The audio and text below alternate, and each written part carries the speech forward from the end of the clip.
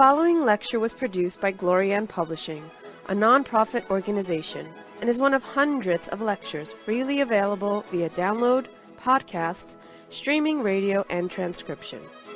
These lectures range in topic and complexity in order to address the many needs of humanity. We invite you to browse our library of lectures, books, courses, and articles to find teachings that suit you. Through the support of donations, Glorian Publishing has published 40 books, hosts international retreats several times a year, offers free online courses, and many other valuable resources, available to anyone worldwide. All of this has been made possible by the financial support of listeners like you. Your donations make it possible for this free public service to reach thousands of people every day. To make a tax-deductible donation in any amount, even anonymously, visit GnosticTeachings.org. Now, with heartfelt wishes for the end of suffering for all creatures, we begin the lecture. May all beings be happy.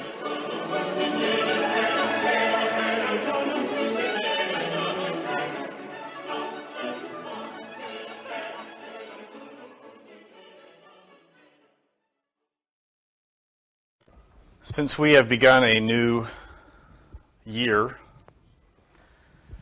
I felt that it would be beneficial for us to talk about change. In Western symbolism, we have an old tradition of representing the change of one year to another, as the old man representing the former year, handing off his responsibilities to a newborn child. And although in recent decades that mythology of Western culture has been more and more ignored, it bears in its bosom an important meaning that is derived from the ancient esoteric tradition. And that is the relationship between the moon and Saturn. The old man of that New Year and Old Year tradition really represents Saturn, the ancient god, who in his original name is called Kronos, the god of time, the god of death. And Kronos symbolically is represented as an old man who carries a scythe. And he represents the passage from one phase to another.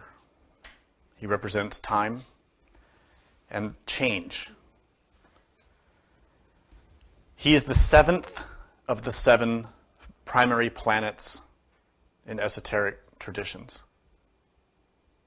In the esoteric knowledge, in many places around the world, there are 7 fundamental laws or forces that are symbolized and described in different ways. And those 7 end with Saturn. They begin with the moon. The moon is that stellar influence or planetary influence that creates, that initiates, that begins. This is why the moon in this Western mythology is represented as a baby, a newborn child. And it's interesting that around this time of the change of the new year, we also celebrate festivities related to death and resurrection, specifically the 25th of December, which is a symbolic date in which we celebrate the birth of Christ, not only in the Christian tradition, but in many ancient religions. The sun god is born on the 25th of December. That birth, that emergence of light into the world is made possible through Saturn, through death. We see this cycle of birth and death in everything. A cycle that is inescapable. A cycle that is the very foundation of nature. death opens the doorway to life. And we see that in the emergence of any living creature. For that living creature to emerge, there must have been death. And this is why we gave an entire course about death and its mysteries, so that we can understand that to have life, we must have death. And to fear death is to be in ignorance. Death is an important part of the process of living. Through death, we have change. And as I mentioned in that course, none of us would be alive if it were not for death. The simplest example of this is that today, in order to make it through this day, you must kill. Something must die for you to live.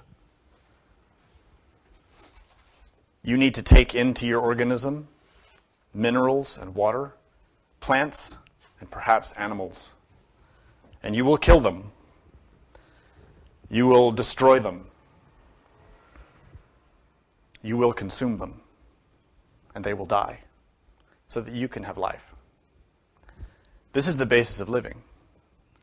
Every breath that you inhale, every mouthful of food that you take, every time you chew and swallow, you are killing. You are destroying. You are creating life for your organism. This process is inescapable. To be alive, you must kill. But of course, you have to know how to kill in balance with nature, both your inner nature and your outer nature, the nature around you. This is why we learn how to eat responsibly and respectfully, to eat and take only what we need to live, to not take more than we need. This is the ancient way, a way that has been lost by society. We now want to take more than we need and hoard it or indulge in it or try to make a profit from it. This is why we have a great imbalance, not only in our society, but in our bodies. This is why we become overweight. We develop gluttony. And we develop many health problems because of this tendency to hoard things, to want more than we need. And fundamentally, this comes as a misunderstanding of life and death. So in the Gnostic tradition, we seek to deeply comprehend the actual nature, the objective truth about life and death, what they truly are. Not theoretically, not religiously or philosophically, but practically, right now. Our very moment-to-moment existence is managed by laws. And in order to sustain our existence, we need to work in harmony with those laws. So in the Gnostic tradition, we study the laws of nature in our bodies, in our minds, in our environment. In order to accomplish that study, we need a particular point of view. We need to have a consciousness that is able to pay attention and that is able and capable of seeing things as they truly are. Not as we want them to be, or wish they would be, or hope they could be, but as they actually are. This is a rare quality. It isn't something that one receives by inheritance. It is a point of view that one has to develop and know how to manage. To begin to develop that, we start here and now. Being in the body. Reflecting on the nature of the body that we inhabit. And starting to examine the relationship between that perceiver and what is perceived. Commonly, this is a relationship that we take for granted and we never analyze. We assume that what we perceive is true and real and valid. And we never question the perceiver. And we never analyze or study how the perceiver perceives. And this is the cause of our suffering. This is the root of our suffering, our lack of knowledge about perception. In Sanskrit terminology, this lack of knowledge about our perception is called avidya. In most translations of Asian scriptures, that term is translated as ignorance. But when we look deeper at the etymology of the term avidya, we see something very interesting. It has two primary components. The first is the letter A. That letter A is a prefix that, when attached to another word, implies without or lacking. And the rest of that term is vidya. And this word, or this phrase, can be translated in a variety of ways, but in the context of this lecture, the most important one is that it means knowledge. But it doesn't mean knowledge as book knowledge, theoretical knowledge, or philosophical knowledge. It means conscious knowledge. Knowledge that one has experienced. Knowledge that is irrefutable. In other words, dharma, truth, something that's real. So this word, avidya, is somewhat similar to its common English translation, ignorance, because even in ignorance we see a similar construction. We see the prefix I, and after that comes three letters, G-N-O. That G-N-O is the same prefix in the word gnosis. So that I implies lacking, something missing, without. So to ignore is to lack knowledge. But in this context, when we say to ignore, we usually use the word ignore as something willful. For example, my child is being very irritating, so I'm ignoring them. That is a willful choice. So when we use the word avidya and we talk about ignorance, we generally, most people that read scriptures and that study philosophy, assume that this ignorance is a lack of willfulness. They assume it means a lack of education, a lack of instruction. But in fact, it is willful lack of knowledge. And we can prove this for ourselves by analyzing our behaviors today. We willfully avoid seeing the truth. We willfully, consciously, intentionally avoid the facts. This is very unfortunate because truly it proves that avidya, ignorance, is the cause of our suffering. We avoid the facts of our lives, and instead we grasp after dreams, hopes, good intentions, fantasies. But we avoid the truth. We avoid the facts. We try to cover up what is plainly in front of our face and distract ourselves away from seeing the fundamental facts. All of us have our own mechanisms that we rely upon in order to avoid facing the true reality of our lives. Some of us utilize our lifestyle. Maybe we claim that we're too busy. We have too many responsibilities. We have to care for our family. We have to save money or make money.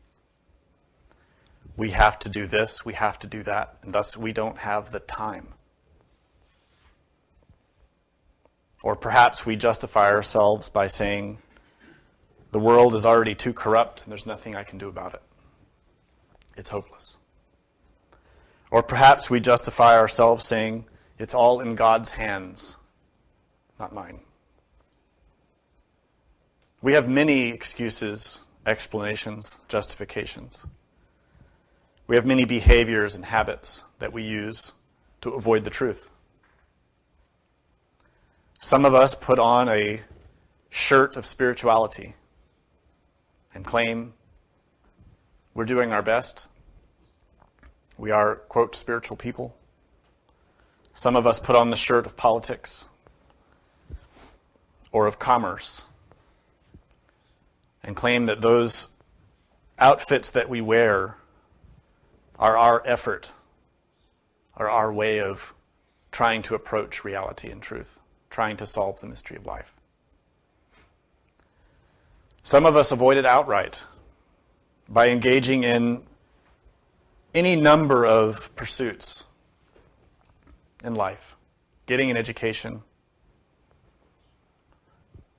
making achievements or accomplishments, accumulating products or wealth.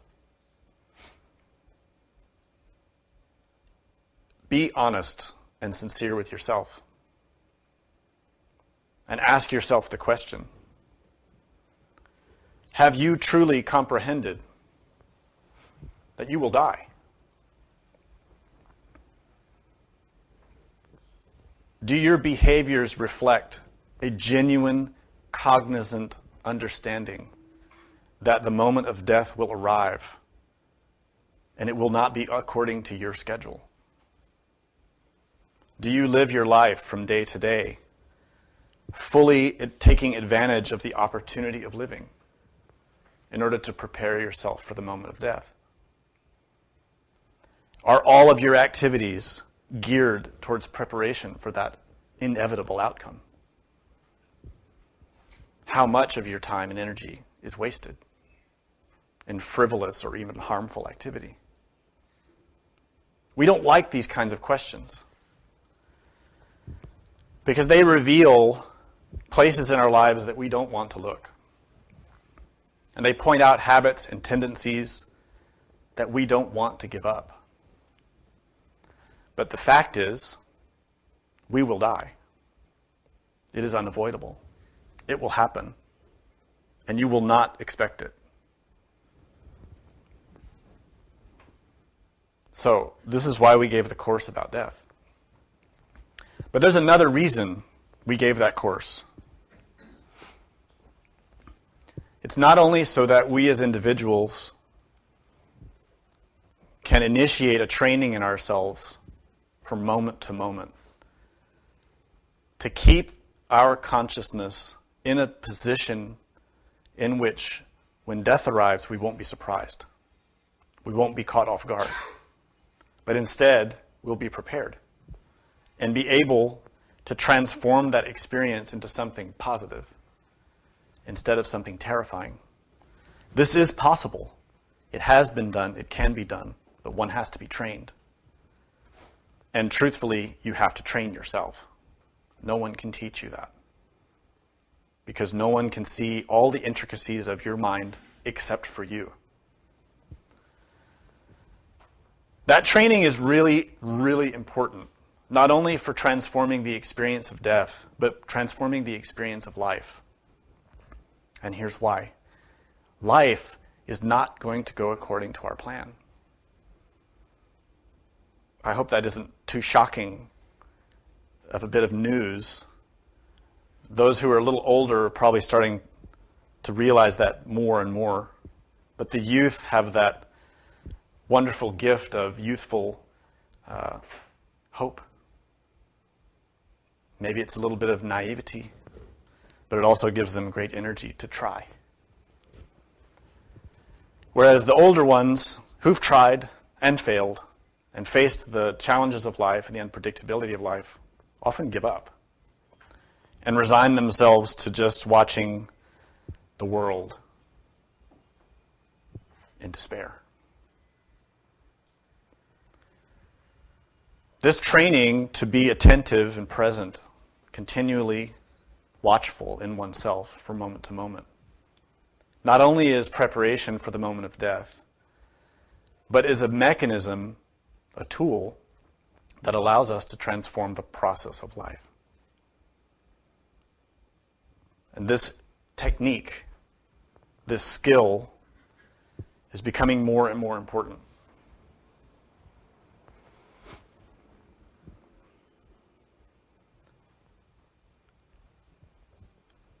What we need to understand is that we are not the mind. When we analyze this relationship between perceiver and perceived, we have to see that we are this body.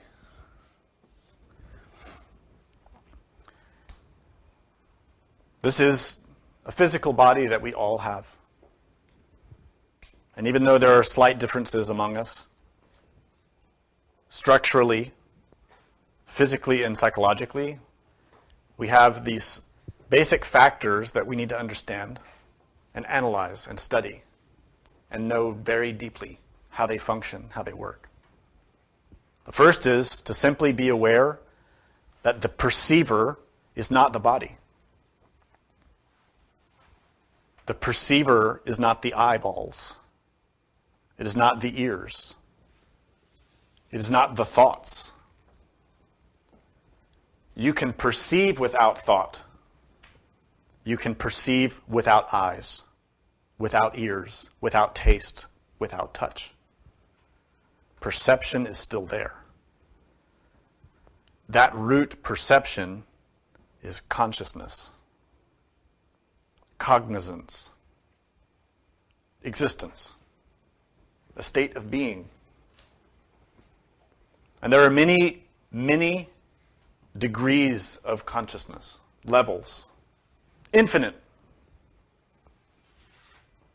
Not only infinitely narrow and limited, but infinitely expansive and perceptive. Our level of conscious development is very, very small. Far smaller than we assume it is.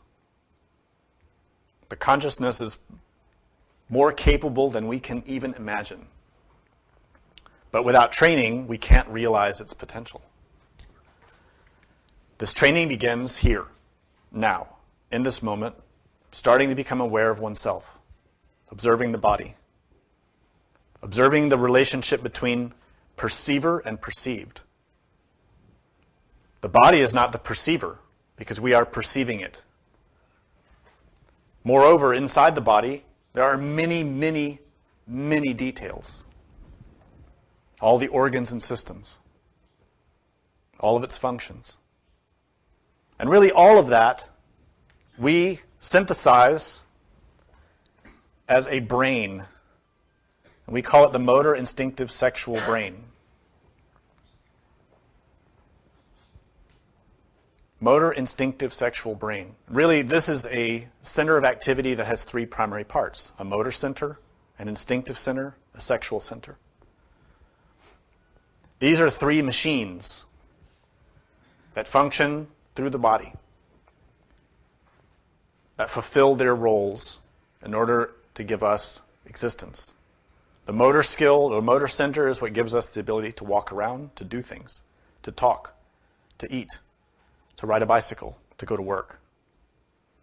The instinctive center manages the base functions of our life, to eat, to survive. The sexual center is the center that drives all of the energy in us. Not only reproductive, but spiritual. Our spiritual and sexual life are rooted in the sexual center. So being aware of being in the body is the beginning of being aware of this center, this brain. How our body functions, from the easily observable to the very difficult to observe. It's easy to observe oneself walking, using your hands and feet, adopting different postures as you stand and sit. This is very easy, although we don't do it. We're generally unaware of being in the body. We forget the body. totally distracted by the mind.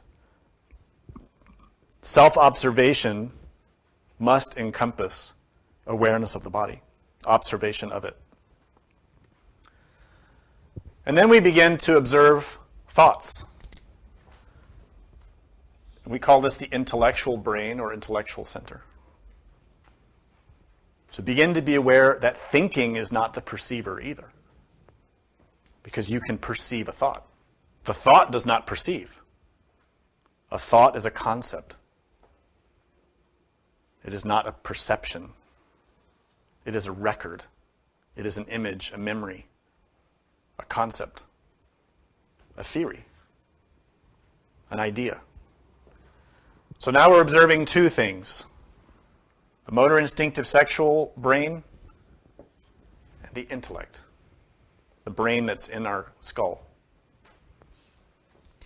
But there's more to us than that, because we also have emotion. We have feelings. We have longings. We have fears and anxieties that aren't necessarily connected to physical sensations, and they aren't necessarily connected to logical thoughts. But we sense them and feel them in our heart. So then we have this third brain, the emotional center.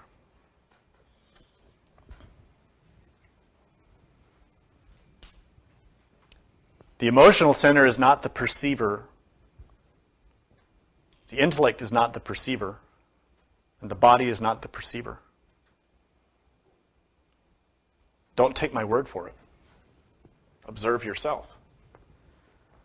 Perceive these, and you will begin to see that you are not these three. You are the perceiver. Your true nature is deep in perception. But your perception is being clouded by these three.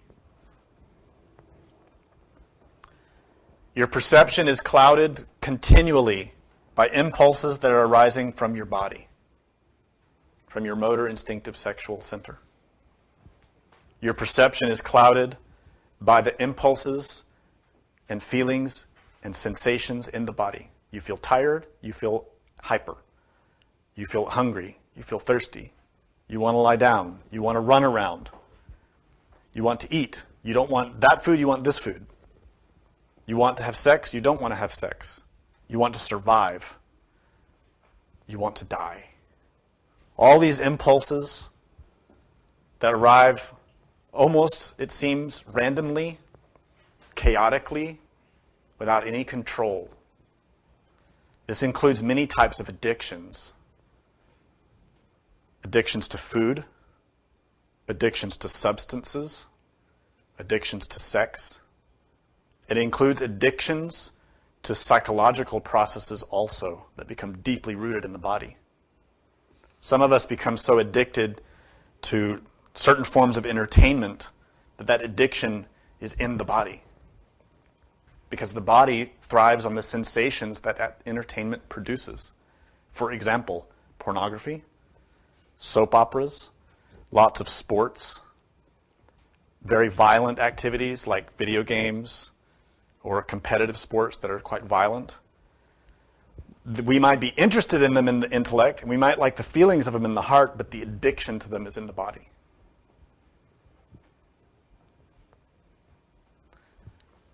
We become very clouded in our perceptions by the sensations that we experience in the intellect also, by theories, by concepts. We may have been told our whole life the idea or philosophy that life is like this. And when we start to experience that life is not like that, we have conflict. All of us grow up in a certain type of culture, and we receive a certain type of education to see life in a certain way. And when life is not that way, we have a conflict, and we suffer. We may have been told that life is about getting a marriage partner and a house and kids and a car and a job and a savings package, and then you get to 65 and you retire and go live on the beach. And it's not happening for us, and we suffer. But we don't observe it. we don't realize I'm suffering because of this idea that life is supposed to be a certain way. We need to comprehend that life is not an idea, and it does not conform to our ideas. It conforms to our karma. We also become deluded and confused by sensations in our emotional center, longings and cravings in the heart. A parent loves their child and wants the best for their child and wants their child to be the president, the prime minister. But that child only wants to watch TV and play games. The parent suffers in their heart.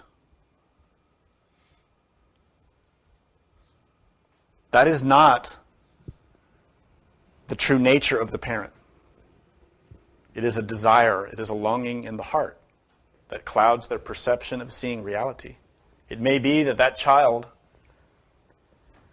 that their destiny doesn't correspond with the concept of the parent. It may be that their destiny is to be something totally different. And that parent has to learn to let the child do that. That perception becomes clouded through the heart is true for all of us. We may feel that we deserve a certain type of life, a certain type of partner, and we don't have that, so we suffer. We may feel that we need and want a certain type of attention or affection from someone, and we don't get that, so we suffer. In all of these cases, we see qualities, sensations in the three brains that cloud our perception and that cause us to not see life for what it is. This is the fundamental problem that everyone in humanity suffers from. We call it by many names. And the solution is to learn to observe these three brains and to recognize the difference between perceiver and perceived. To start to establish that distinction in our perception. Let me make that perfectly clear. What I'm talking about is not a theory to put into your intellect. It isn't a feeling to build in your heart. It is not a sensation to feel in the body. It is a way of seeing. There are many people who study self-observation and they understand the theory very well, but they don't observe themselves. And there are many people who study self-observation and they feel in their heart that they understand it, but they don't observe themselves. And there are many people who study self-observation and build physical habits and tendencies that they believe are self-observation, but they are not observing themselves. Self-observation is beyond the three brains. It is a way of seeing. It is a manner of perception. This is the most fundamental training to truly transform your experience of living and dying. And there's a reason why I'm emphasizing it today. It's not happenstance. It isn't just because I had nothing else to talk about, which could be true. But the reason that I'm mentioning this today, specifically at this transition from one year to another, is because there is a great deal of energy in motion. Our entire world is poised to undergo an incredible transformation. And we are not going to like it. I know we all have a lot of beautiful ideas and theories about a coming golden age, and maybe the next election will make everything better. But the fundamental reality, we are not willing to see, and we need to see it. Because if we don't, our suffering will be compounded. We begin by learning to see ourselves as we truly are, and through that perception, not a theory, not a sensation, but perception, we also can start to see the world around us for what it is, not for what we wish it was or hope it could be, but what it is. This has extreme significance. But in order to truly empower it, to truly understand self-observation and grow in self-observation, there's another component that is vital. We begin here, learning to be present, learning to remember to be in the body, observing ourselves. That alone can take years of training because our habits are so deeply ingrained. But this is the most important foundation. We talk about many things in this tradition, many concepts, many teachings, many practices, but without this, you will get nothing. You can be transmuting your energy all you want, but if you don't know how to use that energy, you will get nothing. We learn to use it through directing attention, through managing our consciousness from moment to moment. Self-observation is that first step. But to empower that, to take the knowledge that you acquire from self-observation and properly use it, you also need self-remembering. We can say that self-observation is a somewhat focused energy. It is the ability to recognize and experience that perceiver and perceived are not the same. There is a difference. Now, philosophically, this is going to get a little bit confusing, but if you practice this, you will start to understand it. So don't let your mind get caught in it. This first stage is to recognize the difference between perceiver and perceived. The second stage is to realize they are the same thing. It sounds contradictory, but it isn't. Because in the second aspect, in self-remembering, you remember God. You remember the being. When you remember your innermost, when you remember God, it isn't a thought in the intellect, thinking, oh yeah, the theory, the concept of God, and we imagine whatever we imagine God happens to be in our mind. No, that is not self-remembering. It is also not to experience a sensation in the heart. A love, a longing, an anxiety, a missing, something in the heart. Oh yeah, God is like this. God is love. I love God. That's not self-remembering. It isn't to be the type of person who experiences a lot of bhakti or devotion and to feel your heart inflamed. This is good, but that is not self-remembering. It also is not sensations in the body where we feel tingly, like, God is here. That isn't self-remembering. Those are sensations in the body. Self-remembering is conscious awareness that absolutely everything is God. That the presence of God, the perception of God, is everything. Your intellect cannot hold that. Your heart can't hold it. And your body can't. Because they're all inside of it. To see it, you have to get beyond the three brains. You have to get beyond yourself. Self-remembering is an expanded awareness that encompasses self-observation, surrounds it, energizes it, fuels it.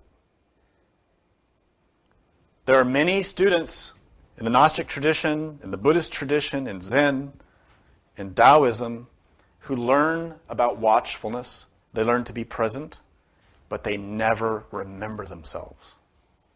And their practice becomes dry.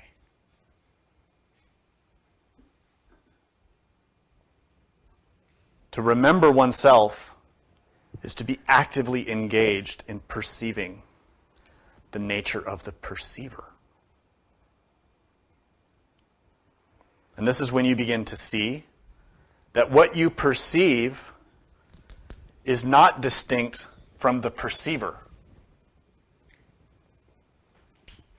Philosophically, it sounds contradictory, but experientially, it is not contradictory. Even science is recognizing this. If you've studied physics, the physics of the last 100 years or so, it's all leading to this, something that's been known in spiritual traditions for thousands of years. Perception is the basis of existence. How you perceive. Science even states now, if there is no perceiver, there is no event.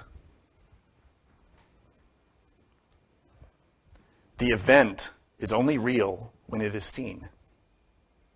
That's science. Sounds like Buddhism or Taoism. Sounds like Confucius or Lao Tzu. That's science. That's gnosis, because it's true. Your relationship with what is perceived determines your reality. This is the fundamental question then. How do you relate to what you perceive?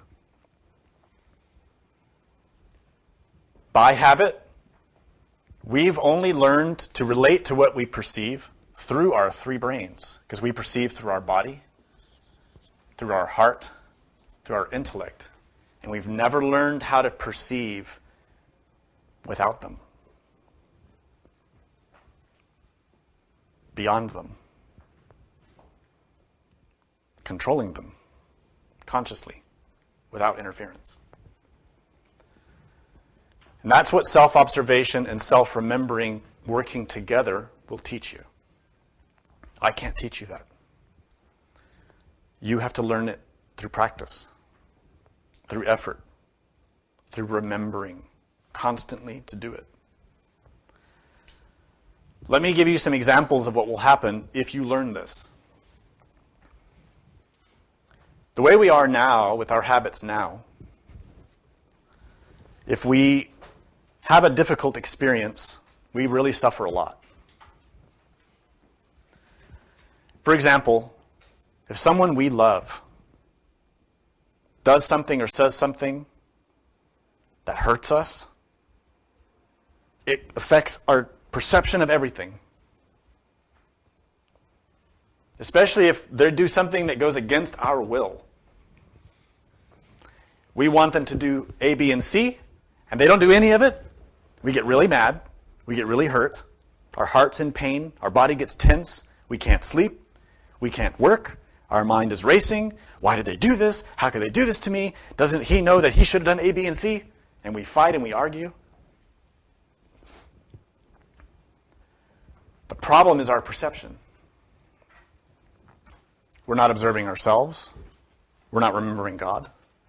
And we're not seeing anything in that situation as it truly is.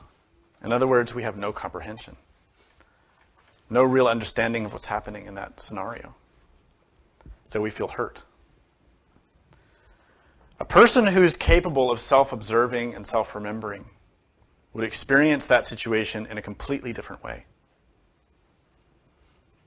That loved one who does A, B, and C the completely wrong way, we would observe that, see that, experience that. The pain might be there because we're not getting what we want. We might feel disappointment. We might feel hurt. But we will also feel love. We will also feel comprehension. We will understand that person is doing it because of this and this. This is happening because of my karma. This is happening because of this and this. Whatever the reasons of that scenario may be, we will understand it. Our judgment will not be clouded by our desires, by our longing to control the other person, and by whatever intentions, good or bad, that we might have. That's a very simple example that you can begin to receive benefit from this kind of training immediately. Learning how to transform your experiences of life so that you're not suffering so much all the time.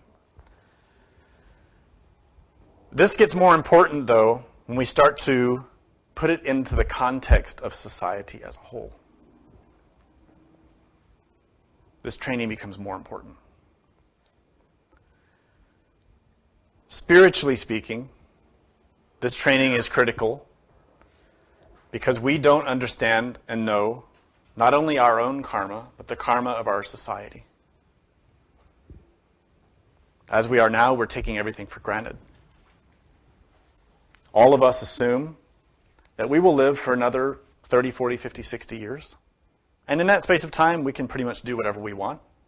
And we have the opportunity to acquire as much as we want to acquire and go where we want to go and do what we want to do. And we all have this fantasy. But that fantasy has nothing to do with reality. It is a fantasy that has been foisted on us by our culture, who's only interested in getting money and more money and keeping us confused so that we won't see what's really going on here. Moreover, it keeps us in a state in which we don't realize and recognize the undeniable fact that we will die, and we don't know when. And at that moment of death, every action that we performed is calculated mathematically in order to determine what happens to us next. Our good intentions don't fit into that equation, only our actions. What we did and did not do is reduced to a sum, and that sum propels us forward into our next scenario, whatever that may happen to be. Our current scenario is derived that way, through the accumulative actions that we've engaged in up to now. And what will happen to us later today and tomorrow and the day after that will be determined by everything we've done up till this moment. So when we analyze that, we recognize this fundamental state in which we are constantly being fooled by our perceptions of our mind, of our heart, of our body. And we are always being manipulated by our sensations, by our fears, by our anxieties, by our pride and lust and gluttony and greed. Then we can pretty easily determine that the outcome of all of our actions will also be suffering, because we've behaved in a way that produces suffering. We've behaved through ignorance and through desire, only focused on our wants, on our needs. This is why we suffer now, and this is why we will suffer tomorrow. That accumulated series of actions and consequences produces a stream of energy in nature. Some people like to call it soul, thinking that it is their real identity. And in some traditions, they call it mind stream. Really, it's a stream of karma that our consciousness is trapped in, wants to be free of, but can't free itself because we are relentlessly attached to materialism, to lust, to pride. So let's imagine briefly a stream of energy moving through space on a vertical plane. That stream of energy is our energy. It is the accumulated actions and consequences of everything we have ever done in every lifetime. And all of that is condensed and synthesized in this exact moment, right now. All of that is defining who you are, where you are, and everything that's confining and binding you. Everything. The type of body you have, the type of mind you have, the type of culture you have, your interests, your fears, your longings, your anxieties, your limitations, your skills. Everything that you experience as myself is really this stream of energy that is condensed right here and now.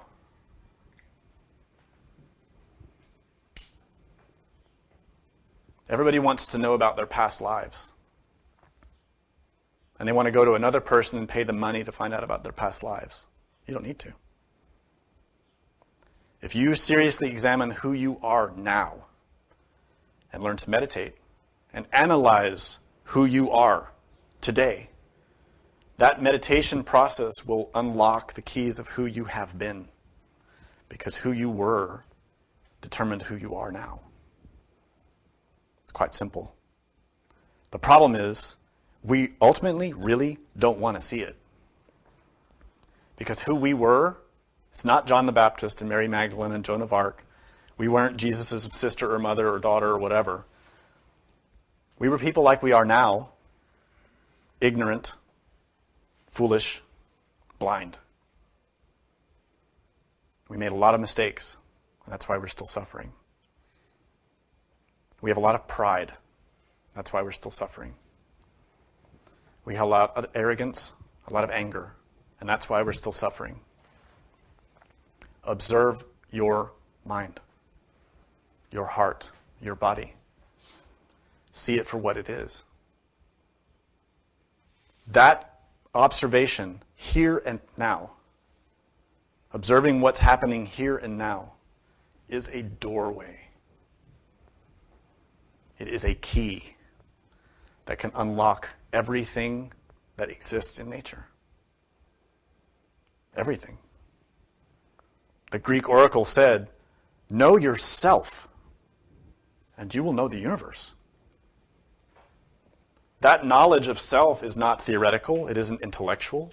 It isn't a belief or a theory. It is not a sensation. It is not in the three brains. It is in the consciousness. It is in perception of the truth. If we look at that stream of energy, of course, right now, we don't remember much. When we try to imagine the stream of energy that made us who we are here and now today, we really don't remember that much. It's hard for us to truly conceptualize that flow of forces. It's hard for us to remember where we were an hour ago and what exactly we thought and felt just an hour ago. We have to actually work at it. What was I doing precisely 60 minutes ago? Where was I standing, sitting? What was I thinking and feeling? What was I doing? We don't remember. We can't remember 3 hours ago. We can't remember what we were doing when the body was asleep. We certainly can't remember much of yesterday or last week or last month. We have a very, very fragile, weak memory. And there's a single reason why. Because we don't pay attention. We're distracted. We're either off thinking about things all the time and barely paying any attention to the moment, or we're off feeling, indulging in our feelings and feeling about this, and what do I feel about that, and how do I feel about this? Never present. Or we're distracted by sensations in the body. Never present in observing our three brains and our environment. In other words, we don't see anything of states and events. Our psychological state in relationship with our external event. We never really notice. So at the end of the day, when we think back, gosh, what did I do today? We have these big gaps in our memory. I can't remember what happened when I got off that bus. I guess I walked to work. Somehow I got to work, so then I was at work, and I don't remember. Or yesterday, did you call me? I don't remember. We don't remember because we don't pay attention. This is proof. If you really observe yourself and remember yourself, you will remember everything in detail. And it will be overwhelming how much you remember. If you really want to remember your past lives, if you really want to be awake in the astral plane and be able to go to visit temples and talk to masters, you need this. If you cannot be awake here and now in your physical body, you cannot be awake here and now in the fifth or sixth dimension. It's more subtle. To be awake in the internal worlds, you must first be awake here. So develop this skill here. Regardless of how extensive our memory is, if we can only remember bits and pieces of our current life, at least through analyzing that flow of energy, we can start to surmise its potential momentum forward from this moment.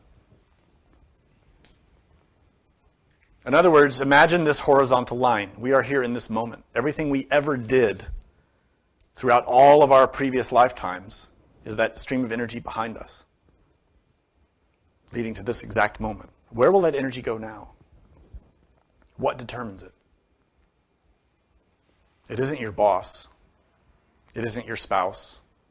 It isn't your children. It's not the city you live in or the country you live in or the language you speak. It has nothing to do with your education or how much money you have in the bank or don't have. Your movement forward in life, in evolution, is determined by your perception, by how you see and what you see.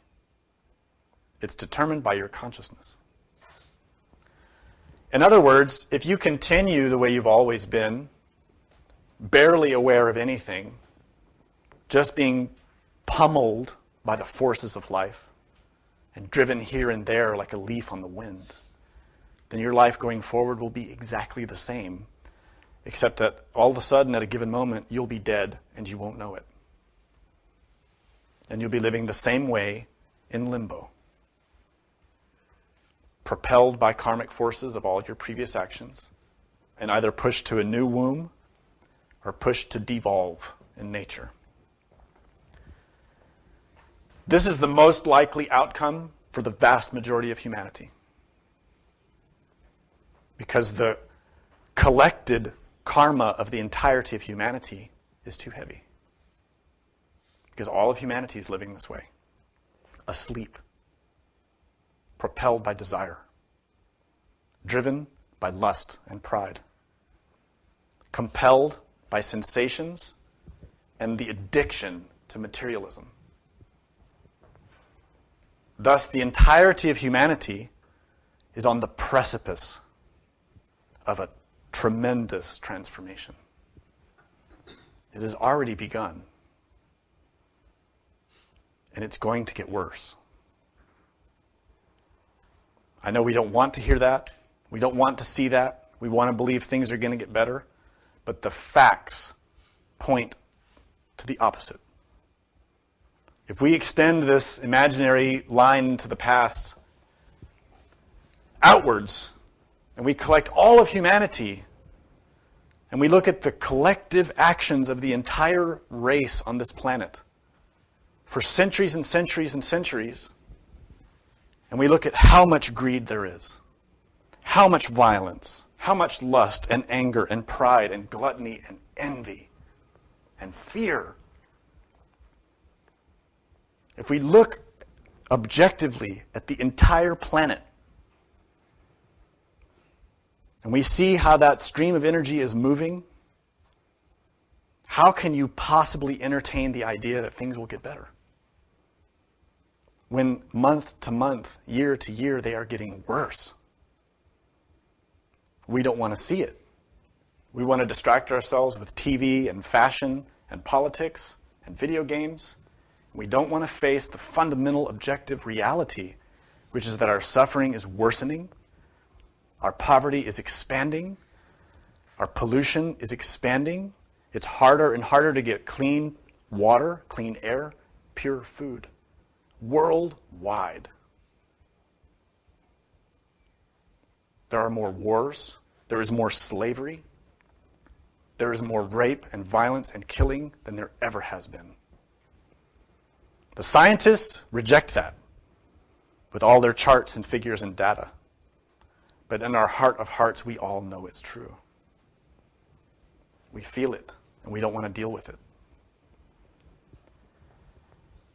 And thus, this stream of energy of humanity, this stream of karma, of cause and effect, is bearing consequences that are starting to be fruitful.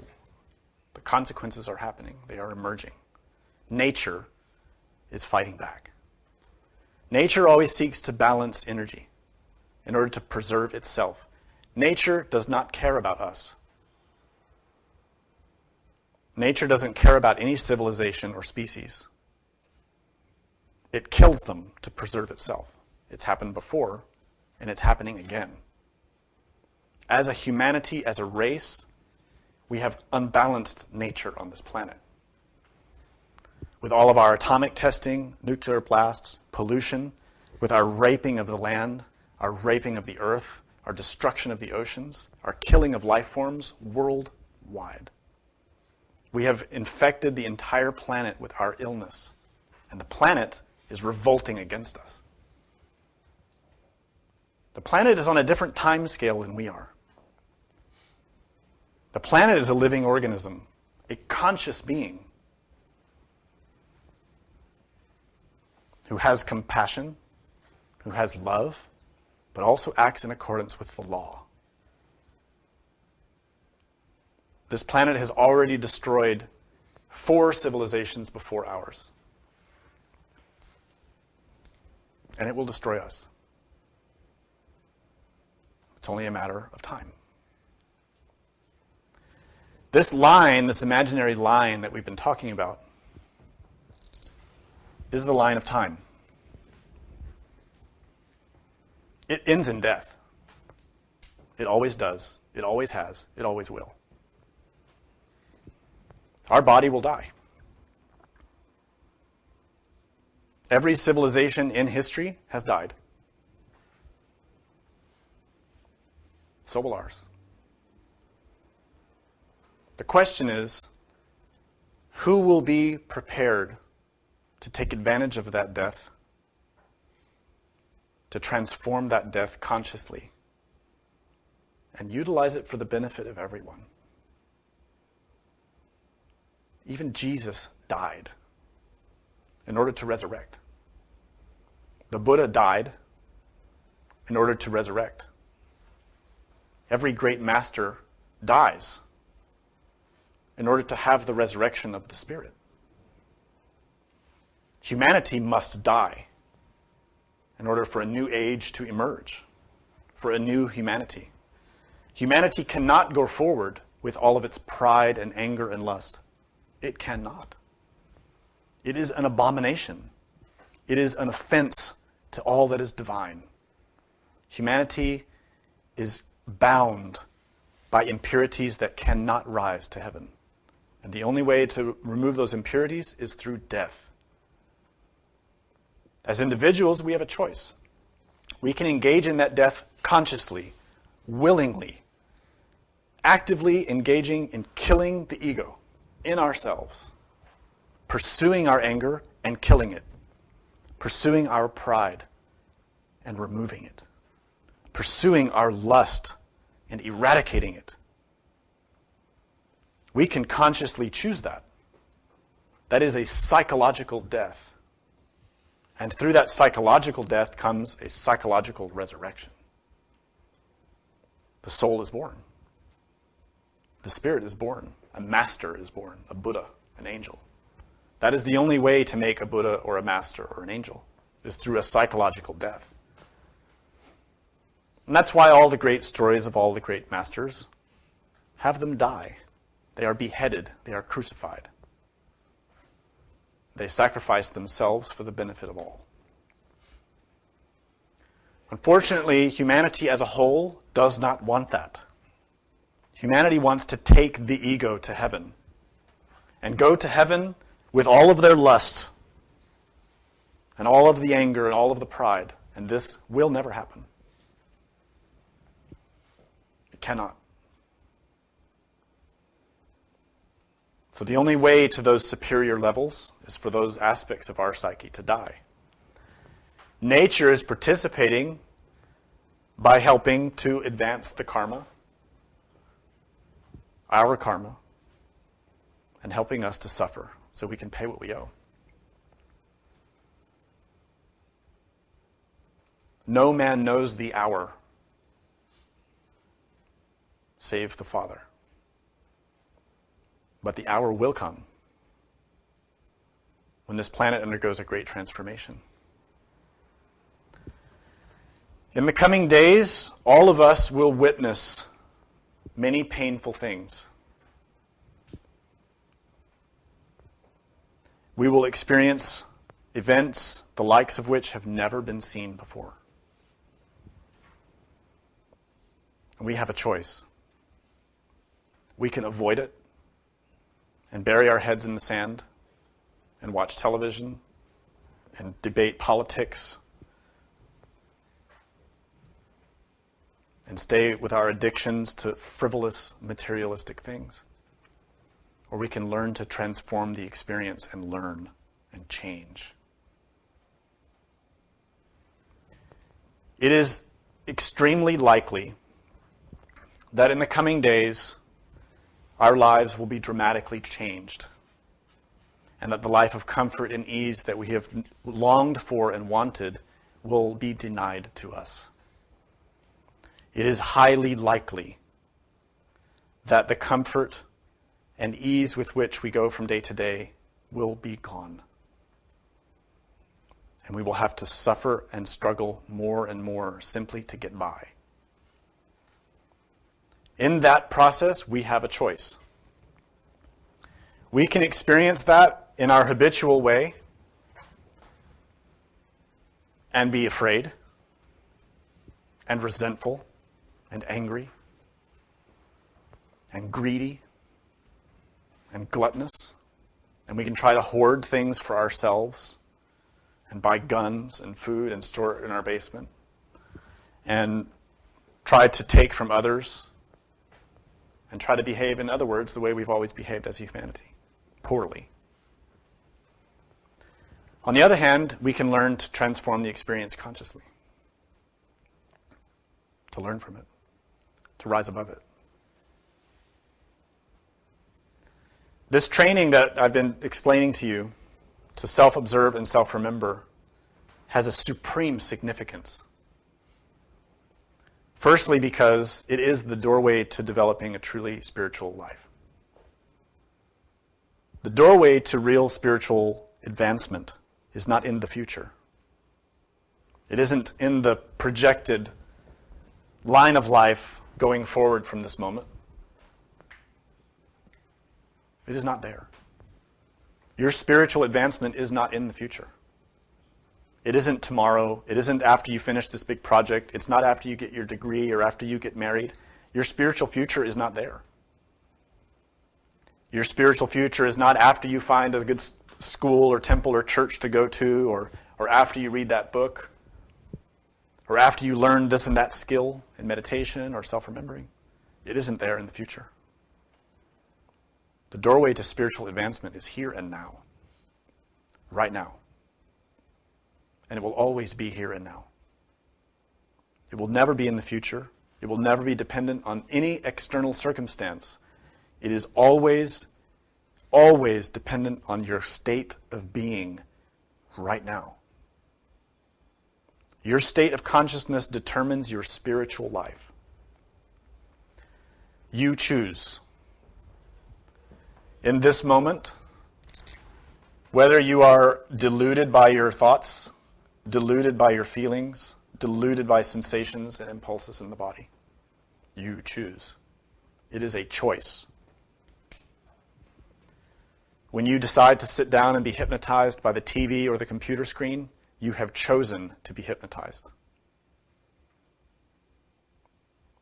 When you choose to experience and indulge in your fear of the future and your worry about what will happen, you have chosen that fear and clothed yourself in it. When you experience your longing for material security, your craving for wealth, for a sense of being safe, you have chosen a delusion and wrapped it around yourself.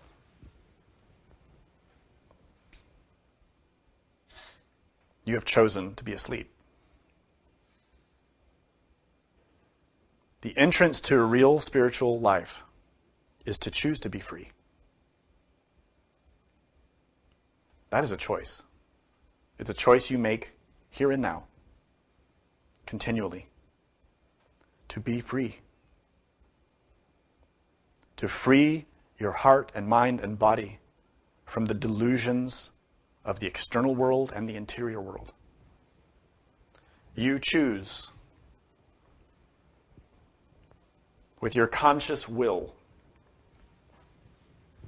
to have your perception free or jailed.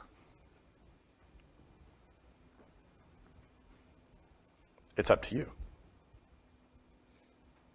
The one who has their consciousness jailed is like all of us. That person suffers because they're caged in all of their fears and pride and anger and lust and envy and greed. And that's all they know. The one who chooses to be free refuses to be bound by any thought, any feeling, any worry, any sensation, and instead observes them, does not fight them, does not resist them or indulge in them, but is in balance, conscious, aware, non-reactive, observing, conscious, continual. And that person experiences something completely different. Because that person experiences the actual nature of time, the reality of time, this line of time. Because in reality, that line does not exist.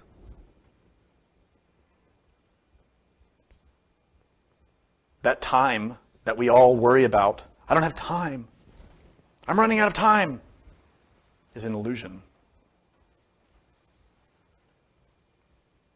We all think, I've only got so much time to build my soul, to create the solar bodies. I only have so much time until I die. You don't know how much time you have. I only have so much time to get my degree and go to college and get a house and a wife and a boat and a car and et cetera, et cetera, et cetera. To build my career, to get famous. There is no time. Time is not real. Time is a way of perception that is rooted in desire. The one who truly self-observes and self-remembers escapes time. In other words, they open the doors to a vertical path. That vertical path emerges from this moment right now. It is not in the future. That vertical path is the path of the being, the path of God, the path of the consciousness. That path goes two ways. If you learn to observe yourself, to be in the present moment, to be in your body, to be here and now, to observe thoughts but not indulge in them, nor resist them, to observe emotion and to not indulge in it or repress it, and to observe sensations in the body, but to not be driven by it or avoid it. In other words, you achieve Tao, to be in the middle. The middle path between aversion and craving. Neither craving or avoiding. Neither chasing or running away. Being. When you learn that, you then are learning to truly observe the three brains objectively and to not be victimized by them. To not let them control you. So your thoughts will come and go. And your feelings will come and go. And that person says this mean thing and you feel that pain in your heart, but you don't react and the pain arises. And you feel it and you watch it. And then the pain goes away. And then it's like nothing happened. Because you didn't indulge in it. You didn't react to it. You didn't respond in kind to hurt the other person so they would feel what you felt. In other words, you comprehended. The same with sensations in the body. You feel the impulse for the orgasm, but you don't indulge in it. And if sensation goes away and you no longer want it, you've comprehended something. Sensation, thought, and feeling are impermanent. Truly, ultimately, they do not exist. What truly exists is the perceiver. That is our true nature. The consciousness that sees. We have lost knowledge of our true nature because we grasp at a false sense of self, defined by a sense of security in our intellect, that people think of us a certain way and we think of ourselves a certain way, so we are safe. A sense of security in the heart, that we feel a certain way, so everything must be fine. A sense of security in the body, that we get the sensations that we want, so everything must be hunky-dory. That is all a lie. None of that is real, because it will all die. People's opinions of ourselves will change like the weather. We can't rely on how we feel because it changes like the weather. We can't rely on sensations. We can't rely on a house and a car and a wife and a spouse and an education. We can't rely on our society. We can't rely on a president or a prime minister or a king or queen or a priest. We can't rely on anything outside because it is all impermanent and subject to karma, and it will all pass away. You can't rely on money in the bank. You can't rely on your children, on your parents, on your friends. You can't rely on anything, anywhere, but one place, your true nature, which is perception, which is the being, which is God. To learn that now will aid you a lot in the coming months and years, because humanity is going to suffer a lot. All of these games that humanity is playing with politics and media and money will be revealed to be what it is: fruitless, useless, impermanent, unreliable. We suffer because we try to rely on things that cannot be relied on. All of us want to rely on money in the bank, our political system, our education system, our children, our family. And we suffer because really you can't rely on any of them. They will all pass away sooner or later. And the moment they're taken, we suffer a lot by our own fault, because we invested our sense of security in those things. We chose those things to make us feel safe. And that was a mistake. The process of approaching this teaching is to recognize that, to not put our trust and faith in things that cannot be trusted and do not last, but to invest our time and energy and our spirit and our consciousness into something eternal and permanent. That is consciousness, the perceiver, which is inside. Why is this so important? It's because this line, the vertical path, goes two ways.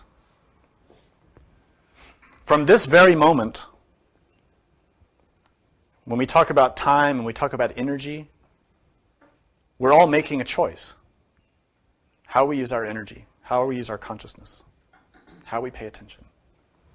Every time we clothe ourselves in our pride and we feel ourselves, I'm good or I'm bad, we've chosen to invest energy in that pride. We've chosen to sleep, to be hypnotized. In other words, we have moved down the vertical path because we have trapped consciousness in a false entity. Every time we indulge in lust and we indulge in the sensations of lust and we feel like this is wonderful, lust is great, we've invested consciousness in that animal desire and it becomes trapped in that, and we have stepped down the vertical path. And the same is true of envy. When we see what someone else has and we want that, we've invested energy in envy, and trapped our consciousness in it. And then that envy will pursue us. Remember that thing that you saw that you wanted? Remember, you really want that, right? You really want that. Now you have to go get a job, you have to make money, or you have to get money from somebody to get that thing that you want. And that thing, that thought, that desire, that emotion keeps afflicting you constantly. I really want that thing. I really want it. Now I have to do this and this and this and this to get it. It might be a dress. It might be shoes. It might be a car. It might be a house. It might be a situation. It might be a girlfriend or boyfriend. Something that we envy that someone else had or has. And then we invest everything into getting that because we think it will make us happy and secure. We're wrong. The sooner we begin to realize that, the sooner we'll change our suffering. Every time we indulge in those desires, we step down on the vertical path. We descend. And that's why the entirety of humanity is descending. To ascend, we need to liberate the consciousness from every kind of desire. Every kind. To not be bound by any desire. To not be bound by pride, anger, lust, laziness, gluttony, greed, envy, fear. The one who is able to accomplish this is liberating the consciousness from the ego. They are retrieving their soul, saving it from the abyss. We train ourselves to do this from moment to moment and from day to day, through our daily experiences. When someone criticizes us, we can choose. Do I indulge in this anger, or do I comprehend the criticism? Maybe they're right. Maybe what they said is true. If it isn't true, why should I get upset? Because it's not true. If it is true, why should I get upset? Because it's true. So if you're upset, you're fighting reality. You're denying something. You're avoiding something. When you're upset, something in your mind is in conflict with reality. In order to solve the upset, the pain, the suffering, we always try to change the outside.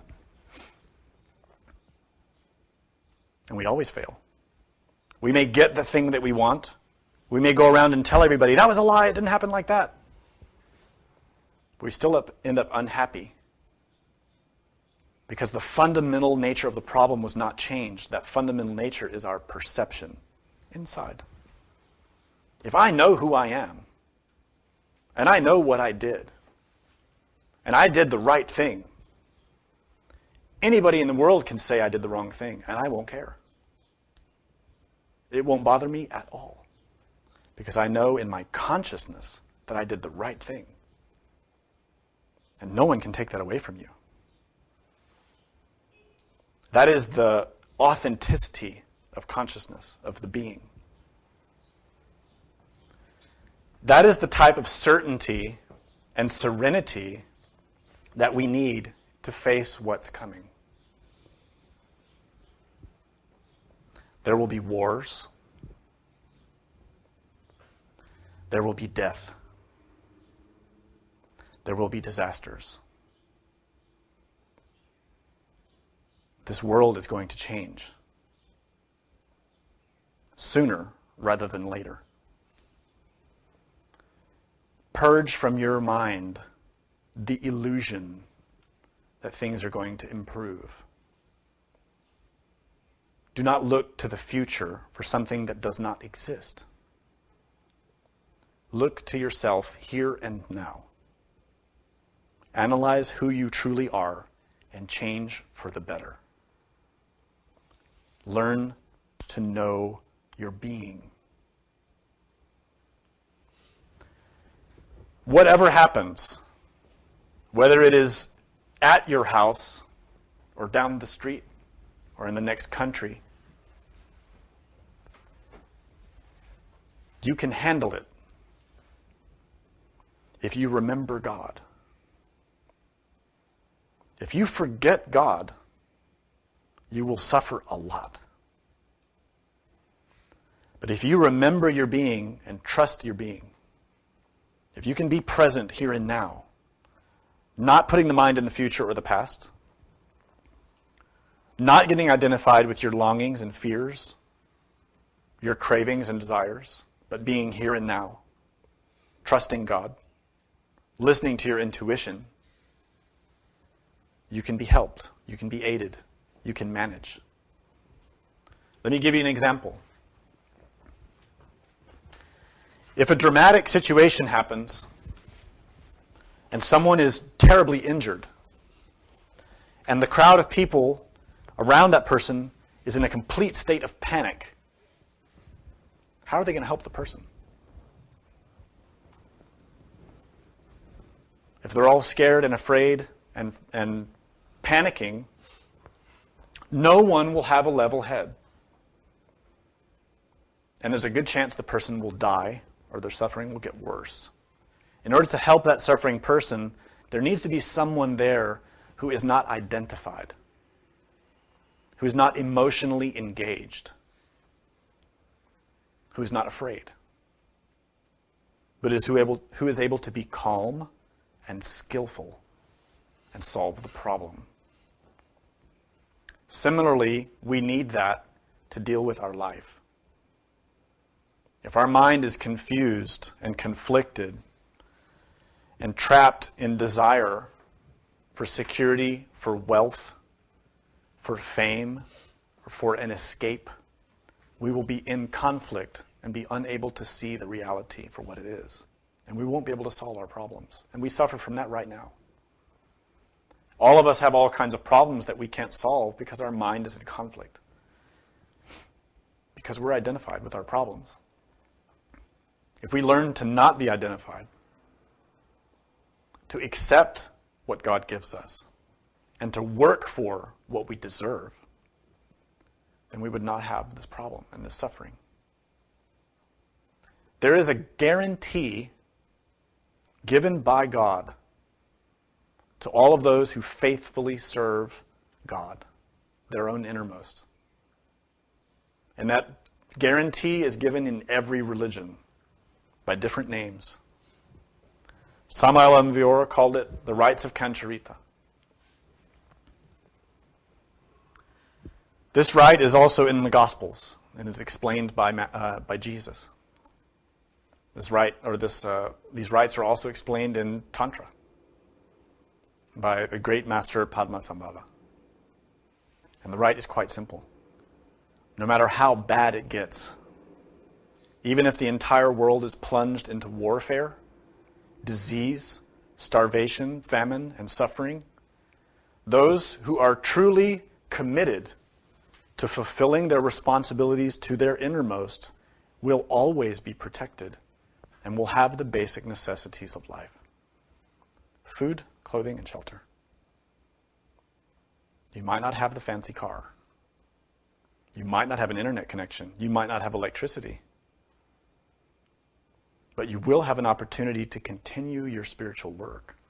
And really, that's all you need. But of course, to acquire that, to earn that, to receive that right, you have to do your part. You have to be faithful to your innermost, to your Divine Mother, which means you have to be working daily to free your mind from its cages and prove your faithfulness. We have to abandon our faithless habits. Truly, we are faithless. We make a commitment, and the next minute, we break it.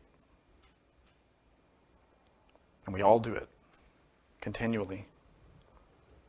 To earn the rights of Cancharita, we have to become faithful, consistent, committed, unwavering, serene.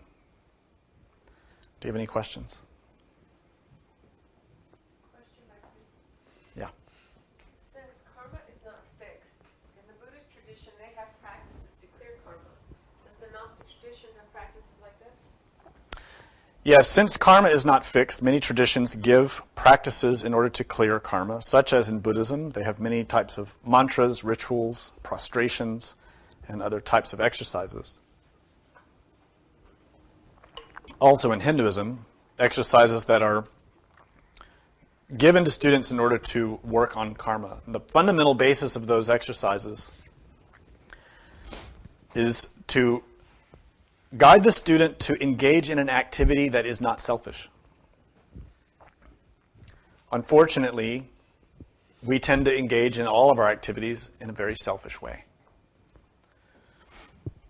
So while a practitioner of, let's say, Buddhism who learns to do prostrations is given the exercise to do a certain cycle of prostrations every day, they're given that so that they engage in that activity to purge certain types of karmas. And these are all effective, good exercises, but they are not deep. They do not penetrate into the reaches of the mind. The causes of our suffering are deep in the mind. In order to change suffering, you have to change the behavior that causes it. And you can't change that behavior if you don't identify it and understand it.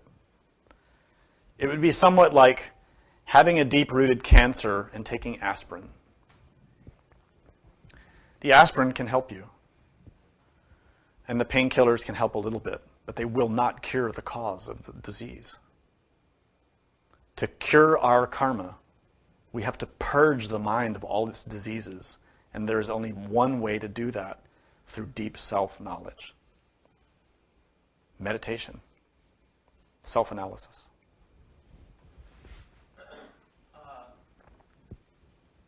Being that, like you said, there is no time, right? Pretty much. To the innermost, everything, it's timelessness. So we live all of our lives, according to the innermost, it's all happening at once. So is there, for the innermost, when something is comprehended on this level, is it also comprehended on, the past life and the future life? Is it kind of like converging and like, you know what I mean? I can't Sure. really express. Yeah. And doesn't it kind of know what's going to happen, being that there's timelessness? Yes. It's an interesting question. To answer the question about time and its relationship with the being, what we need to understand is what Einstein explained in a very superficial way, which is that time is relative. And it's always relative to space. That's why in science we don't talk about time as a separate entity. We talk about space-time. You cannot separate them. The point of view of the being is very different from our point of view, because the being is beyond the limitations of the space-time that we are in at this moment. The being is here, but we're unaware of that. On the other hand, the being is very aware of us. So that relativity is really important. But what's happening in other parts of the being is unknown to us because we're so asleep. For that to become known to us, we have to awaken. That process of awakening begins to reveal the timelessness of the being. It also begins to reveal how exactly it is that one can know the past and the future. The implication is that by escaping the confines of time, you can also see the past. You can also see the future. But there's a great flexibility or impermanence and relativity to the nature of that perception. But it explains to us how we have certain prophecies, how we know that certain things will happen. All the great scriptures have predicted the times of the end. In particular, in relation with this class today, I put on the classroom webpage the chapter 24 from the book of Matthew, in which Jesus explains in his words what I explained to you in the lecture. And what he explained was that everything that we see is going to be destroyed. And we don't know when, but we know it will happen. And if you're asleep, and distracted by your frivolous activities, you will be caught off guard and suffer the consequences. That's really the synthesis of what that chapter says. Jesus in that chapter is saying, pay attention, be present, work on yourself. It's going to happen. And likewise, we've had many other teachings on that matter. Also from the masters I already mentioned, Samael and Vior and Padmasambhava both gave prophecies. Their prophecies are coming to pass. Now. It's happening. Likewise, many other teachers and instructors in this tradition and other traditions have seen that these events will come to pass. And it's precisely because they're engaged in the work. They're engaged in escaping the confines of the mind, which is the confines of time. And through that, gain perception of reality. And part of that is being able to see what will come. Question, yeah. Student asks, the biggest obstacle for me has been an inability to agree with the statement, we're in extreme suffering. Why do I feel that our life here is a blessing and I cannot get past gratitude and appreciation? Can you help me reconcile this? That's a beautiful question. Feeling gratitude and that life is beautiful is a wonderful virtue. Truly, we should be extremely grateful for these moments. Life is a precious gift, and we need to take full advantage of it. We need to be grateful for that. Honestly speaking, truly speaking, we have received an incredible extension in these times. The Third World War was already supposed to have happened, to state it bluntly. It should have happened already. And it hasn't. That's a gift from the gods. There are beings who are working very hard on our behalf in order to extend this time so that those of us who are seriously making effort can take full advantage of it. Because once the war happens, it will be extremely difficult to work. Our time, our energy, and our resources will be much more limited. So we should be very grateful. We should definitely take full advantage of the moments that we have to work. We should be grateful, and we should show that gratitude by working seriously on ourselves and helping others to do the same. More questions? Yes? You spoke of the Tao and the middle path, always watching the left, always watching the right. That's what they say, right? So, is the key then when it comes to eliminating an ego to do it with equanimity? Like, isn't the act of like going to sit down and recognizing that you have these problems, isn't that kind of like going to one side or the other? No. Because like, I understand completely, but the intellect is kind of like getting... Yeah, I understand your question. In order to achieve true equanimity in the mind, true equanimity from meditation, one has to escape all forms of duality. The mind or the intellect is very dualistic, and it always is comparing option A and option B, opposites.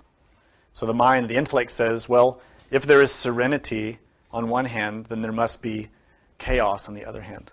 And this is an intellectual perception. But it's actually unfounded. What is it that allows both of those to exist? What is it that provides the ground for which that duality can be there? It's the Tao. It's beyond both. So that's what we have to experience in meditation. It isn't a concept. It's an experience. And the only way you can experience that is to disengage from that process of comparison. When the mind reaches a state of rest, then you can experience that state. But as long as the mind is engaged in comparing, contrasting, trying to understand intellectually, it cannot grasp it. Really, truly, the process of meditation is not mind. It doesn't have to do with the intellect. It has to do with seeing what's beyond the intellect. So a bit of advice that I was given once that I like to share with students is, if you really want to understand what meditation is, Try to understand what's between those thoughts. Look between them. Instead of focusing on the thought and what the thought contains, what happens between the thoughts? It's in that window that you can find the answer to your question. You can only do that through meditation, not through analysis. You had a question here? The rights that you had mentioned, where could I read more about the rights? Where is it right there? I pretty much said everything there is to say about it. The rights of Kantrita are talked about in the Gospels in the Sermon on the Mount when Jesus explains, observe the lilies of the fields and the birds of the air. He's explaining that.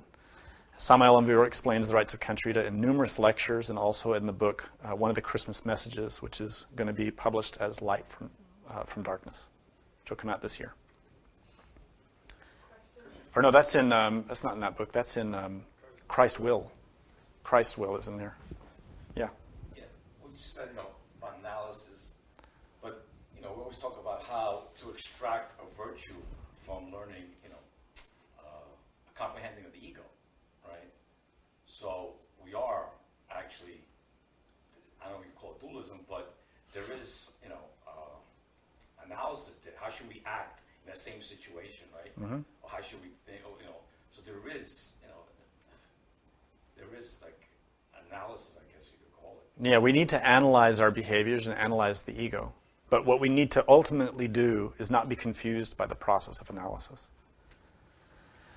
In the process of analysis, what can happen with students is that we get caught in the terms and the structures of our analysis. And we begin to think, what is I? What is self? Am I this? Am I that? And it's that questioning and that attempt to answer the question that can cause conflict. Because ultimately, we are the perceiver. We are the process of observing. And you can put any kind of labels and descriptions you want on that, but that's all intellectual. It's all philosophical. It's all vapor and dust. The true way to comprehend the ego is to see it for what it is, not what our analysis says, not the names and labels we give it in the intellect, and not the feelings we have in the heart or the way we sense it in the body. It's to see it through perception. And the process of perception is not dual. It's integral. It can see duality, and it can see beyond duality. And that's why we use the different tools, because the different tools apply in different contexts. It's confusing. To the intellect, well, to students, it's confusing because we sound like we're contradicting ourselves. We say, on one hand, to be observer and observed, and on the other hand, we say there's no difference between the two.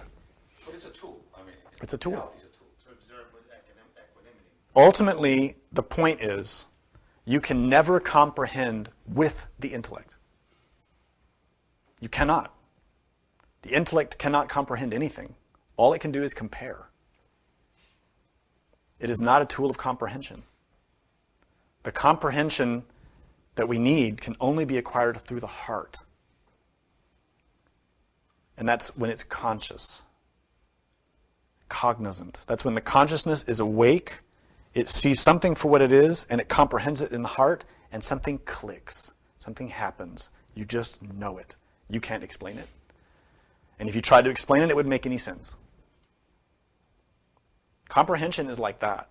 It's in the heart, not the emotional brain. And this is the other difference. When we talk about the emotional brain, we talk about the three brains. They have levels, especially in the intellect and in the heart. They have levels.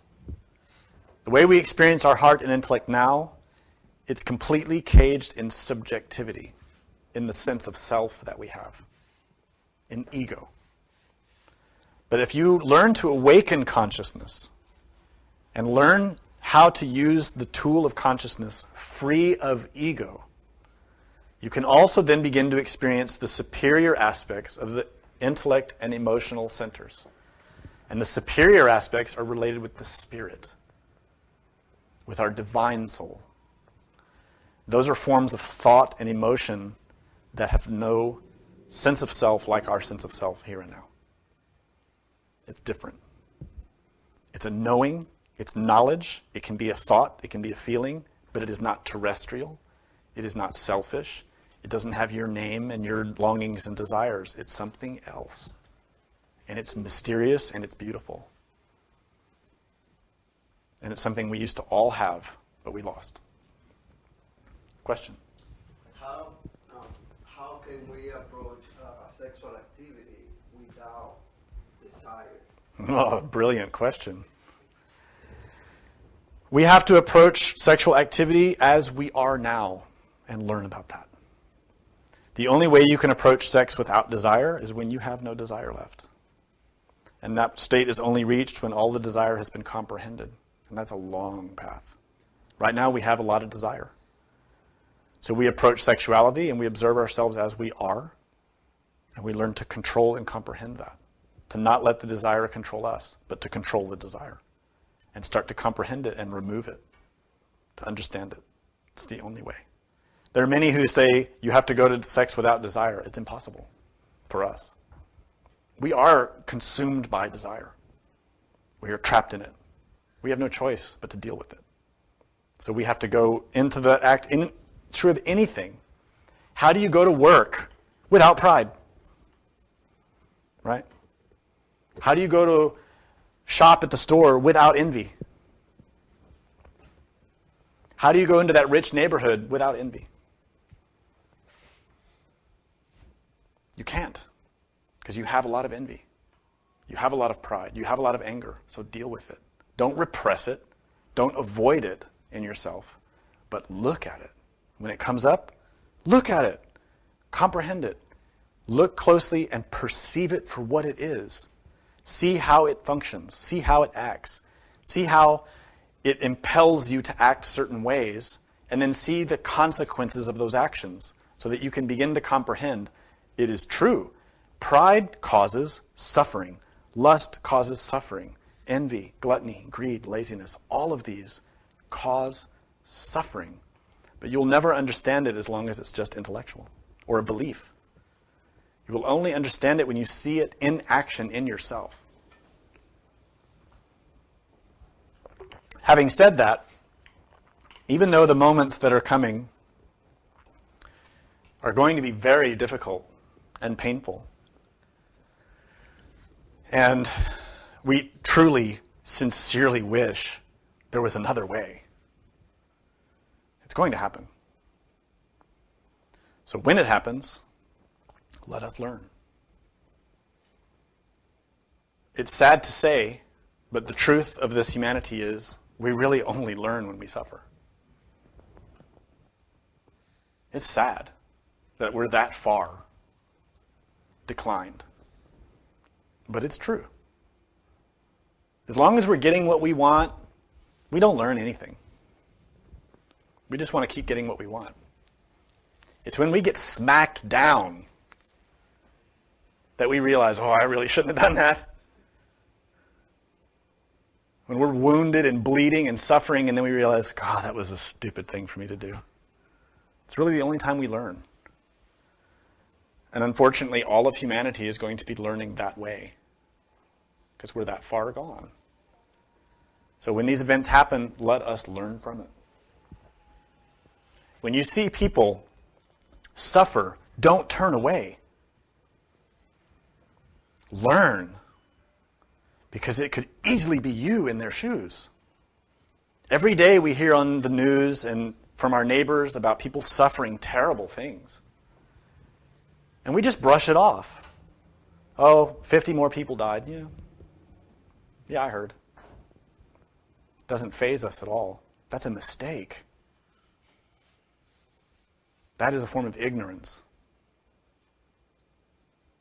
If we were really conscious of our moment in time and space, if we were really present and aware of what's happening on this planet, all of us would be in tears. In tears. Because all of the people that are suffering in the world are people we've been related to before. When you understand the science and you understand the cycles of transmigration, you understand that mathematically, it is quite logical that through our many lifetimes, we've had many parents, many siblings, many wives and husbands, many very good friends, and they're all over the planet now. People we have loved dearly, and they are suffering, and they are dying, and they are starving, and in pain, and we don't care. We just want to go and buy that new clothes or go shopping and get this and that, and we want to get that promotion at work, and we don't care about those people over there. That shows our level of development. It's very low.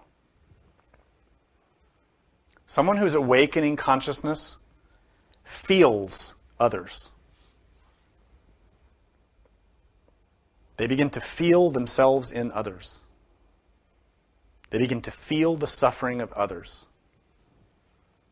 That is a sign that you're awakening positively when your compassion begins to emerge. If you have a cold heart, you are asleep. And you might feel sympathy and you might feel bad for people from time to time, but that's not a sign of awakening. That can be empathy or sympathy. That's good. Compassion or bodhicitta is a very specific quality of an awakening mind, awakening consciousness. That's what bodhicitta means. A consciousness that is awakening, that perceives reality, and it perceives suffering for what it is. And it feels a lot of compassion. And spontaneously renounces actions that causes suffering. We need that. Humanity needs that. Humanity needs a lot of help. Even though there's going to be a lot of suffering and a lot of pain, a lot of good can come of it if we learn to transform it and help others. Any other questions? Okay. In regards to self-observation, there's some questioning in regards to it. Is it truly more of a natural state? And also, how do we self-remember? Do we have to experience it, or can you explain it for us somewhat? Okay. Self-remembering is a state of consciousness that has to be experienced to be understood.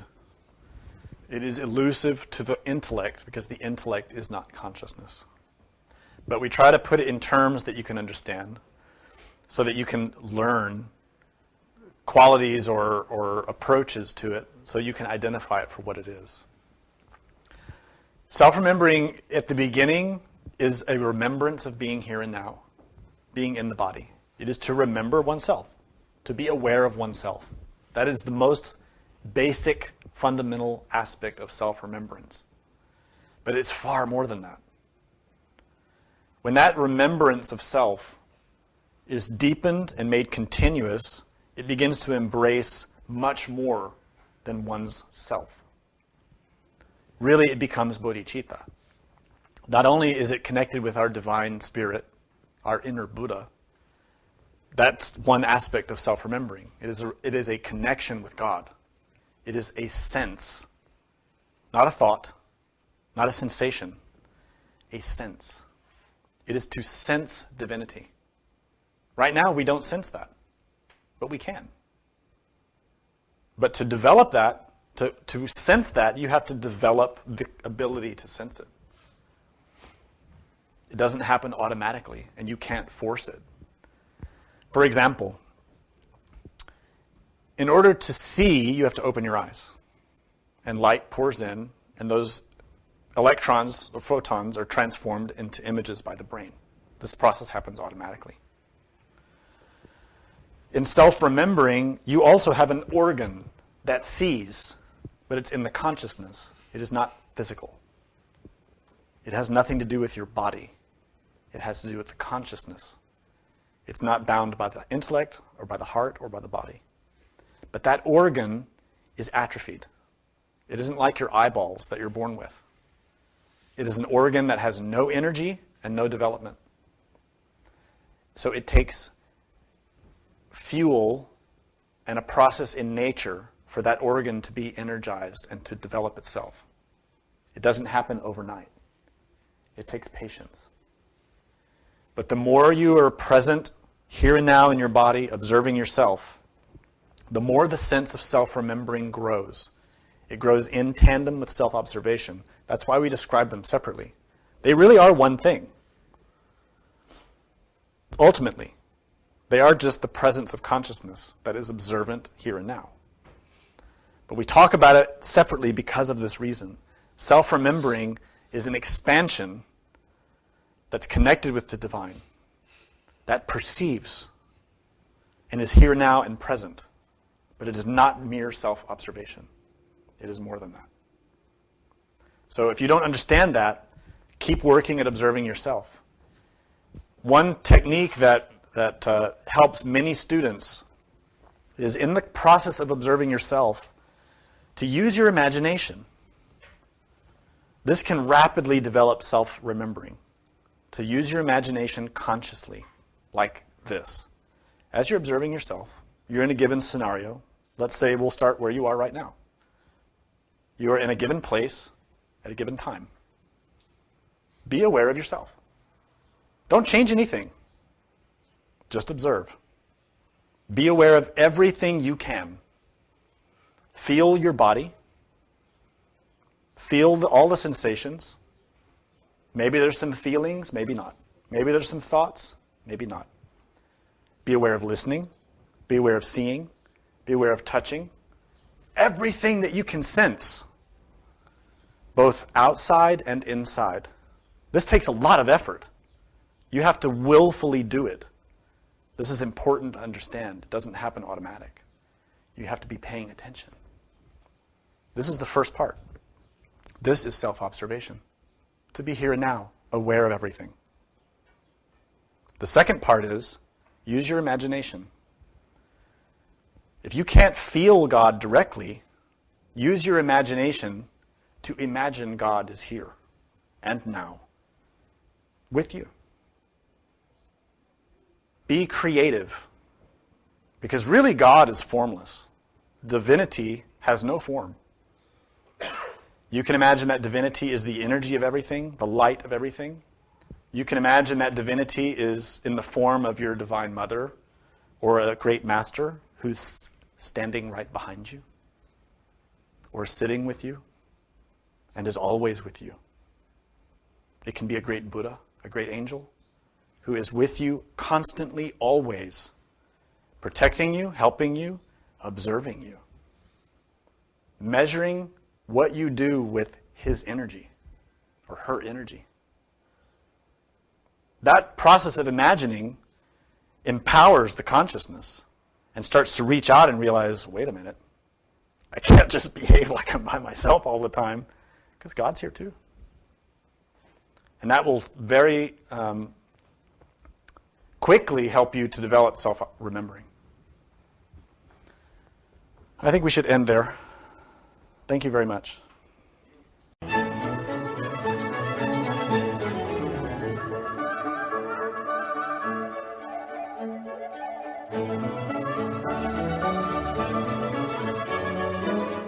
To learn more about what you learned in this lecture, we invite you to explore the books published by Glorian Publishing, available from booksellers worldwide. You may also be interested in online courses or upcoming retreats, all of which you can learn about at gnosticteachings.org. All of this has been made possible by the financial support of listeners like you. Will you help others to benefit from this knowledge? Most spiritual schools recommend a donation of $10 to $20 per lecture. Every donation helps. Make a donation now at gnosticteachings.org. Thank you. May all beings be happy.